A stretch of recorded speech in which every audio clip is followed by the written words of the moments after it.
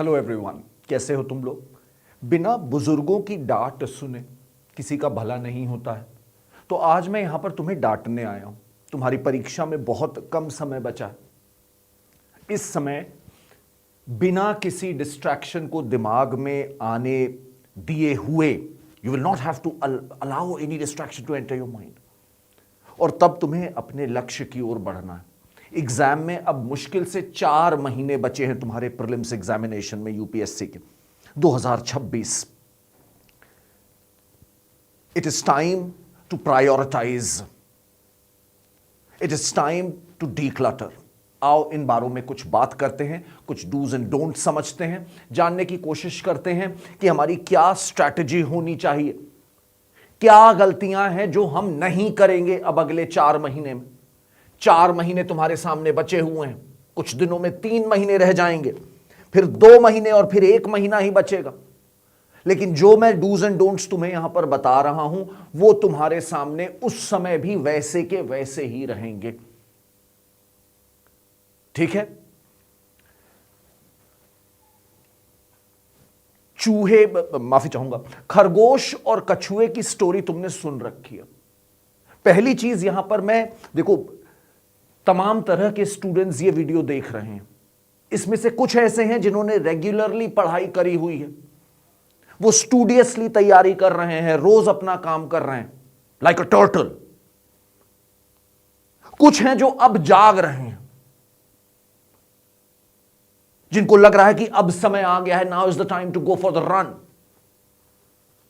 कुछ ऐसे हैं जो अभी भी सो रहे हैं, इनको लग रहा है कि कुछ दिन और सो सकते हैं, शायद यार ठंड बहुत ज्यादा हो रही है, थोड़ा और आराम कर लेते हैं। हर तरह के जो स्टूडेंट यहां पे आज मेरा वीडियो देख रहे हैं, मैं उन सबको सलाह दूंगा कुछ कुछ,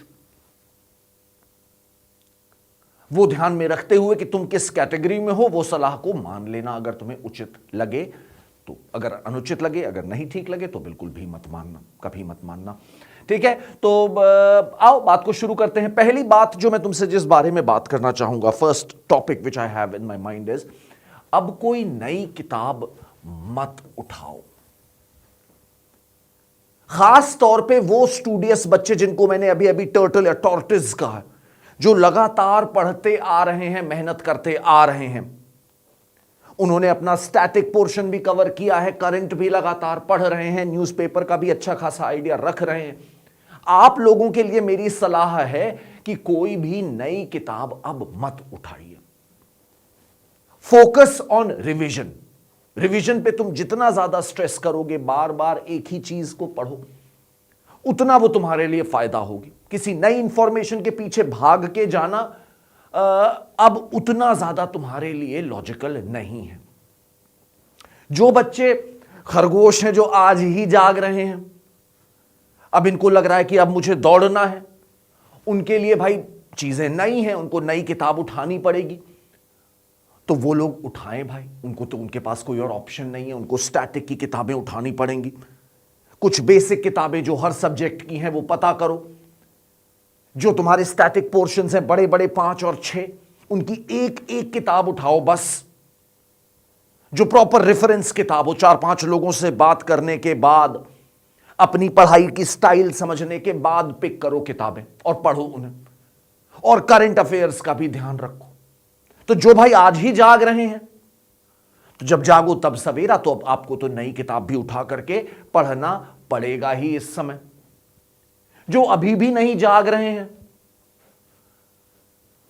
उनके लिए मैं क्या कह सकता हूं, उनके लिए मैं ये कह सकता हूं कि हां यार देखो, कभी कभी किस्मत के बेसिस पे भी बड़े बड़े परीक्षाएं निकल जाती हैं। यूपीएससी किस खेत की मूली है।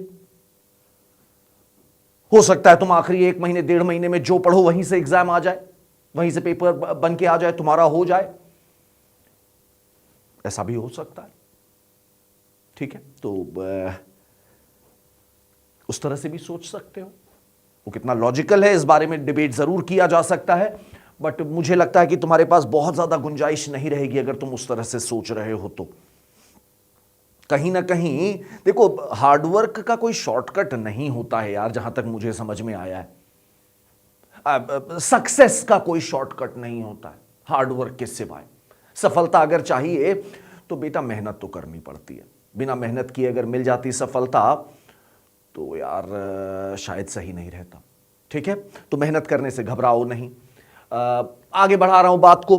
एक और प्रश्न जो मैं देखता हूं बाल मन में आता है, बच्चों के मन में आता रहता है, वो ये आता रहता है कि न्यूज़पेपर पे अब कितना समय दिया जाए। अब देखो तुम, ये फरवरी आते आते, मार्च आते आते, देखो अभी तक एग्जाम की नोटिफिकेशन नहीं आई है, लेकिन जैसा कि लग रहा है कि मई के अंतिम सप्ताह में प्रीलिम्स हो जाएगा। ठीक है, तो हम उसी को टारगेट करके चल रहे हैं। अब यहां पर यह बात ध्यान रखो कि न्यूज़पेपर जो है वो अब इंपॉर्टेंस में तुम्हारे लिए थोड़ा सा उसे कम कर दो, क्योंकि फरवरी एंड और मार्च मिड तक तुम्हारा पेपर रेडी हो जाता है। तो अगर पेपर रेडी हो जा रहा है तो उस समय फिर करंट डेवलपमेंट्स को बहुत ज्यादा डेप्थ में जाके पढ़ने का प्रीलिम्स में कोई फायदा नहीं होगा।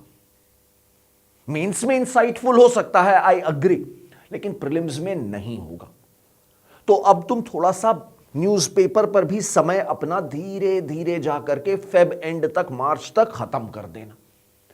करंट अफेयर्स का भी अब रिवीजन मोड में आ जाना। अगर तुमने नोट्स बनाए हैं तो नोट्स के थ्रू, अगर तुमने मैगजीन्स ले रखी हैं, मंथली मैगजीन्स, उनके थ्रू, कोई वीडियोस तुम कंज्यूम कर रहे हो, उनके through. But now try and get a structure to these current affairs revision as well. अब न्यूज़पेपर की जो डेली करंट हैपनिंग्स हैं उन पर बहुत ज्यादा माथापच्ची मत करो, थोड़ा सा अवॉइड करो।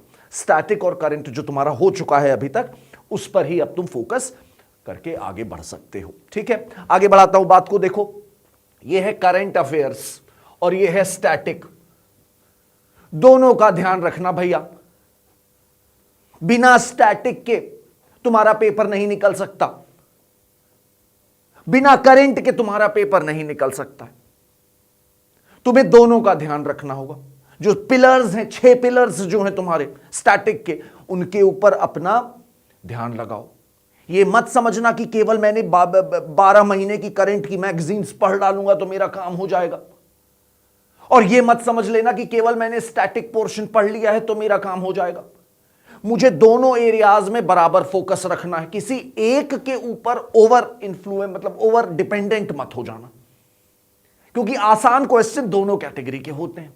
और याद रखो, तुम्हें आसान क्वेश्चन निकाल के कट ऑफ क्लियर कर लेना है यहां पर, बस। इसके नंबर, प्रीलिम्स के नंबर तुम्हारी ओवरऑल रैंकिंग में नहीं काउंट होते हैं। तो इसमें तुम्हें आसान आसान क्वेश्चन निकाल के आगे बढ़ जाना है, मेंस के लिए लिख के तैयारी करनी है। तो यहां पर ध्यानपूर्वक आगे बढ़िएगा। किसी पर भी जरूरत से ज्यादा डिपेंडेंट मत हो जाइएगा। यूपीएससी का पेपर हमेशा पैटर्न इसका अदला बदली होता रहता है, कभी स्टैटिक पे ज्यादा फोकस, कभी करंट पे ज्यादा फोकस। तो ध्यानपूर्वक दोनों ही क्षेत्रों पर हमें बराबर तरीके से पुरजोर मेहनत करनी होगी। आगे बढ़ाते हुए बात को, ईश्वर में यकीन करते हो क्या? ईश्वर में करते हो? इन धर्मों को भी मानते हो क्या? नास्तिक हो क्या? ईश्वर को केवल एक प्रकाश पुंज की तरह देखते हो क्या? जो भी हो, वॉट एवर योर स्पिरिचुअल और religious mindset is, for their sake please do not mess CSAT. मैं पिछले जितने भी वर्षों से, 15 वर्षों से करीब करीब पढ़ा रहा हूं। ऐसे बोलता हूं तो थोड़ा बूढ़ा बूढ़ा भी लगता है, लेकिन आज मैं बुजुर्ग मास्टर बन के तुम्हारे सामने आया भी हूं, तो लगने तो बूढ़ा मुझे, लेकिन 15 साल से जो मैंने पढ़ाया है, मैंने देखा है बेटा बहुत सारे बच्चे, और दुख है मुझे इस बात का कि सीसैट में आप लोग गलतियां करके आते हैं। रीडिंग कॉम्प्रिहेंशन का ध्यान रखो, बेसिक मैथ्स पे भी काम करो। कुछ बच्चे कहते हैं सर मैं केवल मैथ्स कर लूंगा, सर मैं केवल रीडिंग कॉम्प्रिहेंशन कर लूंगी। Please don't be so stupid, please don't be so stupid यार। हमें जो तीनों तरह के क्वेश्चन आते हैं, लॉजिकल रीजनिंग भी तो आता रहता है ना, थोड़ा सा एनालिटिकल रीजनिंग, वो भी पजल्स वाले, वो भी देखने, सीटिंग अरेंजमेंट, गणित, रीडिंग कॉम्प्रिहेंशन पे बहुत ध्यान देना है। 33% लेके ही आना है हमें सीसैट में। बच्चे प्लीज गलती से भी इसे इग्नोर मत कर देना। बहुत सारे बच्चों को मैंने रूड शॉक झेलते देखा है और बेचारे एकदम व्यथित हो जाते हैं। They feel so let down कि यार ये एग्जाम में से कैसे नहीं निकल पा रहा यार। तो प्लीज अभी समय है, 4 महीने हैं तुम्हारे पास। सीसैट का भी ध्यान रखो, इसे इग्नोर मत करना, इसकी भी रेगुलर प्रैक्टिस, कॉन्सेप्ट बिल्डिंग करते रहना आवश्यक है। ठीक है, इसको इग्नोर नहीं करना। फिर और क्या बात मैं तुम्हें बताना चाहता हूं, मैं बताना चाहता हूं कि बेटा अपने बॉडी क्लॉक का रिस्पेक्ट करो, सही समय पे उठना शुरू कर दो। जब एग्जाम का जो टाइम होता है उस समय तुम्हारा बॉडी, तुम्हारा माइंड ये एक अलर्ट स्टेट में होना चाहिए।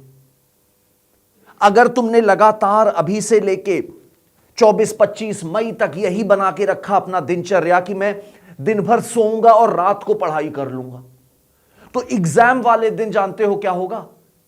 तुम्हारी बॉडी को अननेचुरल फील आएगा जब तुम दिन में बैठ के परीक्षा देने बैठोगे 9 बजे और सेकेंड हाफ में जब बैठोगे 2 बजे, तो तुम्हें बहुत अजीब सा लगेगा। You will feel sleepy, sir में दर्द वर्द हो जाएगा, तो सोचो कितना खराब तुम्हें लगेगा। You will not be able to give your 100% and anything less than 100% you know तुम्हारा क्या होगा। तो भैया ऐसी किसी भी चीज को हम चांस पे नहीं छोड़ सकते हैं कि ठीक है मैं सिगरेट पीता रहूंगा, मैं सिगरेट पीती रहूंगी, मैं देर से सो के उठूंगी, मैं रात को देर तक पढ़ता रहूंगा। ये थोड़ा सा कंट्रोल दीज अर्जेस, एक डिसिप्लिन्ड टाइम टेबल को फॉलो करने की कोशिश करो। आई नो तुम्हें लग रहा होगा कि ऐसी बचकानी बात कर रहा है, पागल हो गया ये भी क्या। बट बेटा याद रखो, ये छोटी छोटी चीजें हैं जिनका अगर ध्यान रखोगे तो तुम्हें एक बड़ा फायदा मिल सकता है। ठीक है, तो अपनी बॉडी क्लॉक की रेस्पेक्ट करिए, उसको धीरे धीरे ट्रेन करिए कि वो एग्जामिनेशन के दिन सही समय पे तुम्हारा शरीर, तुम्हारी बुद्धि दोनों अलर्ट हो, तुम अपना बेस्ट फुट फॉरवर्ड रख पाओ। So respect your body clock, please align it according to the task which is ahead of you. सुबह थोड़ा सा जल्दी उठिए, थोड़ा सा अकेले बैठ के just relax your thoughts and take correct decisions. अपनी एफिशिएंसी पे काम करिए। चलो आगे बढ़ा रहा हूं बात को। याद रखना बच्चों, Rome was not built in a day. हर दिन अपने आप को कंपेयर करके आसपास के लोगों से या किसी और से अपने को बुरा मत फील कराना। रोम एक दिन में नहीं बना था, रोम बना था रोज एक पत्थर रखने से, तब इतना बड़ा देखो बन के आ गया कोलोसियम। कितना खूबसूरत लगता है। तो अगर तुम्हें भी कोई खूबसूरत चीज बनानी है तो तुरंत ये मत सोचो भाई शॉर्टकट नहीं है सक्सेस का कोई, तो शॉर्ट टर्म रिजल्ट क्या होंगे? खाक। तो शॉर्ट टर्म मिरेकल की उम्मीद मत करो कि अरे मैंने 3 दिन से पढ़ाई करी है लेकिन अभी भी देखो मेरे मॉडर्न हिस्ट्री के क्वेश्चन नहीं निकलते हैं। अरे do you realise how stupid you sound? ऐसा नहीं करेंगे आप। कभी कभी अचानक में तुम्हें बैड फेजेस आएंगे, दिमाग में नेगेटिव थॉट्स आएंगे, थोड़ा डिप्रेसिंग सा लगेगा कि यार मुझसे नहीं हो रहा है अभी भी, यार मैं नहीं समझ में आ रहा हूं। याद रखो, ईंट लगाओ। When everything is looking really chaotic, confused, take the next step and you will get clarity. ठीक है ना? तो रोज अपनी इमारत को सुंदर बनाने के लिए उसमें ब्रिक बाय ब्रिक जोड़ते चलिए, उसकी नक्काशी करते चलिए। It is bound to look beautiful, isn't it? ध्यान रखना। ओके, आगे बढ़ा रहा हूं। कुछ और 1-2 इंपॉर्टेंट बातें जो मुझे लगी कि मुझे तुम्हारे संग आज शेयर कर लेनी चाहिए। बीमार मत पड़ना। ऐसे भी मैंने काउंटलेस एग्जाम्पल्स देख लिए हैं कि बच्चे का मेरे पास फोन आता है कई एग्जाम के दिनों के कई दिनों बाद और वो मुझे बताता है कि अरे सर मेरी तो तबीयत खराब हो गई थी, अरे सर मेरा तो एक्सीडेंट हो गया था, मैं नहीं दे पाया एग्जाम, मैं नहीं दे पाई exam. Although I understand a lot of it is simply destiny, you can not do much about it, but फिर भी अपने हाथ में जितना है वो ध्यान रखो। अपनी बुरी आदतें कम करो, अच्छा खाओ, हेल्दी खाओ, बाहर का खाना मत खाओ, थोड़ा फ्रूट सूट्स लो, थोड़ा जूस वूस पी लो, सुबह उठ के कुछ नहीं तो मैं वॉक ही कर लूं। मैं नहीं कह रहा कि आप जाके जिम ज्वाइन कर लीजिए और एकदम एब्स और बाइसेप्स और ट्राइसेप्स बना लीजिए। No, I am not saying that, but be fit. Remember, your idea is to ensure that your body and mind is in the prim of condition on the day. बस ठीक है। अच्छा, mock tests लगाओ। अब बच्चे समय है mock test लगाने का। जो लगातार प्रैक्टिस करते आ रहे हैं, जो हमारे कछुए हैं, उनको मॉक टेस्ट लगाना है। जो हमारे खरगोश हैं, उनको भी लगाना है। मॉक टेस्ट दोनों पार्टी को लगाना होगा। मैं तुमसे सजेस्ट करूंगा कि कम से कम नहीं तो हफ्ते में एक जनरल स्टडीज का पेपर तुम 3 घंटे बैठ के लगाओगे। अलार्म लगा के, टेबल कुर्सी पे बैठ के, बिस्तर में लेट के नहीं लगाओगे, समझे कि नहीं? चाय पीते पीते बिल्कुल नहीं। ठीक है? You will sit down on a table and chair with an alarm clock. Nobody will disturb you. आपका फोन अलग रहेगा और आप बैठ के 3 घंटे परीक्षा लगाएंगे। प्रीलिम्स के ऑब्जेक्टिव मॉक टेस्ट लगाएंगे आप, जनरल स्टडीज के। और फिर आप सीसैट का भी एक पेपर लगाएंगे 2 घंटे बाद ब्रेक लेकर के। ये आपको अब हफ्ते में एक दिन तो शुरू कर ही देना चाहिए कम से कम। एक दिन आप इस तरह से 6 घंटे आप पेपर लगाएंगे और एक दिन या तो उसी दिन आप उस पेपर का एनालिसिस करेंगे। कितने क्वेश्चन थे, कितने आपके सही हुए, जो गलत हुआ वो क्यों गलत हुआ, कोई पैटर्न है क्या? क्या मैं ज्योग्राफी के प्रश्नों में ज्यादा गलतियां कर दे रहा हूं? क्या मुझे पॉलिटी के क्या कहते हैं, फंडामेंटल राइट्स के आर्टिकल्स नहीं याद हैं अभी तक? Work on it, work on it. ठीक है? ये तुम्हारा काम होना चाहिए बच्चे। हर हफ्ते का तुम्हें केवल अपने संग अब ये जंग लड़नी है। हमें लगातार अपने आप को इंप्रूव करके उस लेवल पे लेकर के आना है। That is what this entire thing is all about. तो याद रखो बच्चों, मॉक टेस्ट्स को तफरी में मत लेना। 3 घंटे बैठ के पूरा अटेम्प्ट करना और एक एक क्वेश्चन को रिविजिट करके देखना, क्यों सही है, क्यों गलत है, क्या पैटर्न है, और उस फीडबैक लूप से आगे का काम सोचना। ठीक है? चलो, इतनी ज्यादा दौड़ भाग, दिमाग में हर समय इतनी टेंशन, पढ़ाई का प्रेशर, घर वालों से की एक्सपेक्टेशंस, मेरे जैसे टीचर्स की constant cajoling. I am sure it is hectic, right? Take some me time out. कुछ अपने संग समय बिताओ, जो तुम्हें पसंद है वो करो। दिन में 30 मिनट ही सही, लेकिन कर लो। ठीक है? अगर तुमको रैंडम स्क्रोलिंग पसंद है, चलो वो भी कर लो, मैं वो भी नहीं रोकूंगा तुम्हें, भाई कर लो। चलो,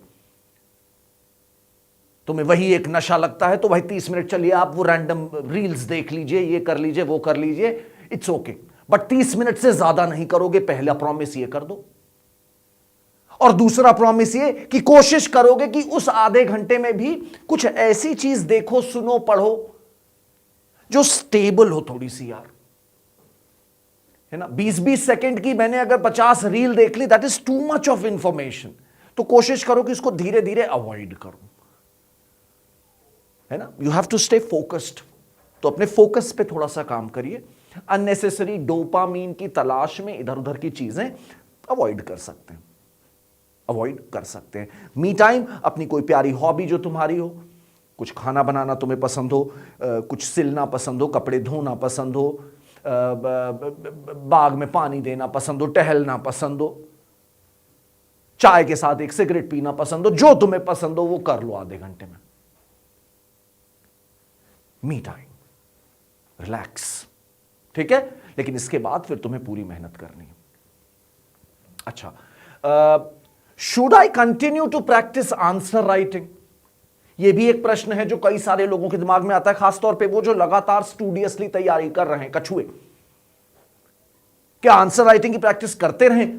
कर सकते हो। This is a call which I completely leave to you. अगर तुम्हारी प्रिपरेशन अच्छी है, कॉन्फिडेंस है तुम्हें अपने प्रीलिम्स की तैयारी पर, तो मैं चाहूंगा कि तुम हफ्ते में एक दिन निकाल करके कुछ आंसर्स भी लिखो, मेंस के आंसर। क्योंकि याद रखो, प्री और मेंस में बहुत ज्यादा बेटा टाइम नहीं होता है। 3 महीने मिलेंगे तुम्हें जाकर के घूम फिर के, है ना। तो अगर अभी से तुमने अपनी राइटिंग अच्छी कर रखी है, प्रैक्टिस करी हुई है, तो थोड़ी थोड़ी यहां प्रैक्टिस कर रहे हो, तो it will go a long way, तुमको बहुत आगे लेके जाएगी प्रिपरेशन में ये बाकियों से। ठीक है, तो ये भी कर सकते हैं। जिनके अंदर वो जज्बा, वो जुनून, वो टैलेंट है, वो जरूर करें। अच्छा, एक बात और बताना चाहूंगा, अभी कुछ दिनों में फॉर्म नोटिफिकेशन आएगा, फॉर्म निकलेगा। Fill the form very carefully. अब इन्होंने ऐसा कर दिया ना कि DAF 1 करके भी कर दिया है, कुछ तुमसे डिटेल्स प्रीलिम्स में ही ले रहे हैं, तो बहुत केयरफुली 1-2 लोगों से सलाह मशवरा करने के बाद इत्मीनान से भरना। खासकर वो खरगोश जो अभी जागे हैं, जिनको अभी ये तक नहीं क्लियर हो रहा है कि भाई हम ऑप्शनल क्या भरेंगे। होते हैं ऐसे, मैं भी एक समय पर उस तरह की मेरी भी सोच रही है एक फेज में। ठीक है, तो ऑप्शनल क्या भरेंगे ये भी कई लोगों का डाइसी होता है। तो उसके लिए भी थोड़ा सा 1-2 लोगों से सलाह मशवरा करो, समझो कि तुम्हारे क्या स्ट्रेंथ है, क्या वीकनेस है, ऑप्शनल कैसे चूज करें। इस पर एक वीडियो भी बना रखा है मैंने, उसको भी देख सकते हो। और फिर ऑप्शनल चूज करके केयरफुली अपना DAF भर देना। फॉर्म की कट ऑफ डेट क्या है, उसके पहले इसको सबमिट करके अच्छे से पूरा काम वो कर देना। उसमें कोई गलती या कोताही मत करना प्लीज। सोशल मीडिया का कंजम्पशन थोड़ा सा कम करो, डीक्लटर करो अपने जीवन को। एजुकेशनल चीज जो है वो देख सकते हो, देख लो। पढ़ाई से संबंधित जो सीधे सीधे तुम्हें प्री से संबंधित मदद दे रहा हो, देख लो। अदरवाइज बाकी चाहे जितने भी अच्छे वीडियोस आ रहे हो, सबको वॉच लेटर करके शांति से अपने पढ़ाई पर ध्यान दो। ठीक है, और बहुत ज्यादा सोशल मीडिया, सोशल सर्कल्स में थोड़ा सा उसे कट डाउन करो। लिमिटेड लोगों से बात करो, उठो बैठो, यह जरूरी रहेगा। ठीक है, इसके अलावा मैं ये भी सजेस्ट करूंगा कि अपने आसपास में एक मेंटोर ढूंढो जो तुम्हें तुम्हारे हर स्टेप पे गाइड कर सके यार। तुम्हें बता सके कि अब तुम्हारा क्या क्या कंपोनेंट तैयार हो गया है, किस कंपोनेंट में कमजोरी है, उसको अपनी सारी बातें प्रिपरेशन के बारे में बताते चलो। उसको बताओ कि तुम किस लेवल पे चल रहे हो, अपने आंसर्स दिखाओ, अपने पेपर्स दिखाओ, कितने अटेम्प्ट कर पा रहे हो, कितने छूट जा रहे हैं, नेगेटिव मार्किंग कितनी हो रही है, उसको ये डेटा दो। वो इस डेटा को प्रोसेस करके अगर एक एक्सपीरियंस मेंटोर है तो वो तुम्हें बता पाएगा कि बेटा अब तुम्हें कौन सी किताब पे थोड़ा सा फोकस कर लेना चाहिए, किस पोर्शन पे थोड़ा सा और ध्यान लगाना चाहिए, और तुम्हें तुम्हारी प्रायोरिटीज याद दिलाता रहेगा। ऐसा एक मेंटोर ढूंढो। ये तुम्हारे फैमिली सर्कल में भी हो सकता है, तुम्हारे कोई मित्र हो सकते हैं, कोई भाई हो सकते हैं, कोई टीचर हो सकते हैं। राइट, इट डिपेंड्स कि तुम्हारे किसके साथ कैसे इक्वेशंस हैं। But yes, look for a mentor, an honest mentor जो तुम्हारी मदद कर सके, तुम्हें पर्सनलाइज्ड थोड़ा सा सपोर्ट दे सके। ठीक है, इसके अलावा सबसे बड़ी चीज, कीप स्माइलिंग, स्टे पॉजिटिव। इतना केओस है, न्यूज़पेपर उठा के देखोगे, वीडियोस देखोगे, रील्स देखोगे, हर जगह इतनी लड़ाई मारपीट, ये वो, so much of chaos. Learn to stay calm, keep it simple, learn to smile. Omar Khayyam की पोएट्री है रुबाइयत, उसमें इन्होंने बहुत खूबसूरत बात लिखी है कि पेड़ के नीचे मेरी किताब, मैं और मेरा साथी,